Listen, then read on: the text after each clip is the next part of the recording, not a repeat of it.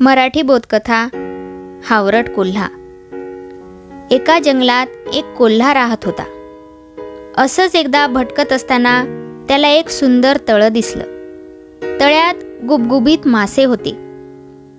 आपण आता याच तळ्याकाठी आपलं घर करावं आणि रोज 3-4 मासे गट्टम करावेत, या विचारानं तो तिथंच राहू लागला। दररोज कोल्हा गुडघाभर पाण्यात उभा राहायचा आणि मासे पकडून खायचा। मला आता कोणतीही चिंता नाही, मी आता रोज मासे मारून खाणार।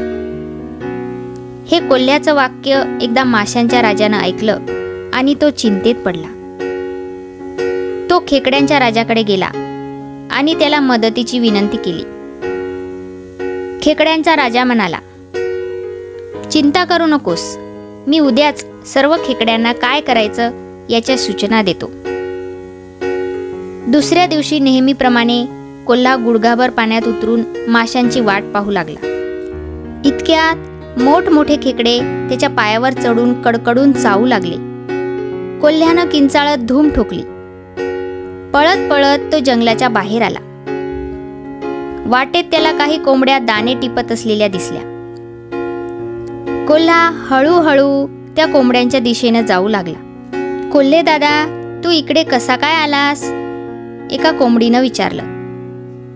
कोल्हा धूर्तपणे म्हणाला, कोंबडीताई, काल माझ्या स्वप्नात देव आला होता। इथून जवळच असलेल्या पटांगणात तो खूप दाणे देणार असल्याचं त्यानं मला सांगितलं।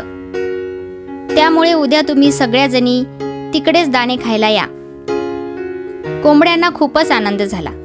दुसऱ्या दिवशी कोल्हा पहाटेच शेतात शिरला आणि त्यानं 10-12 कणसाचे दाणे काढून पटांगणात पसरवून ठेवले। सर्व कोंबड्या पटांगणाकडे जाण्यासाठी निघाल्या।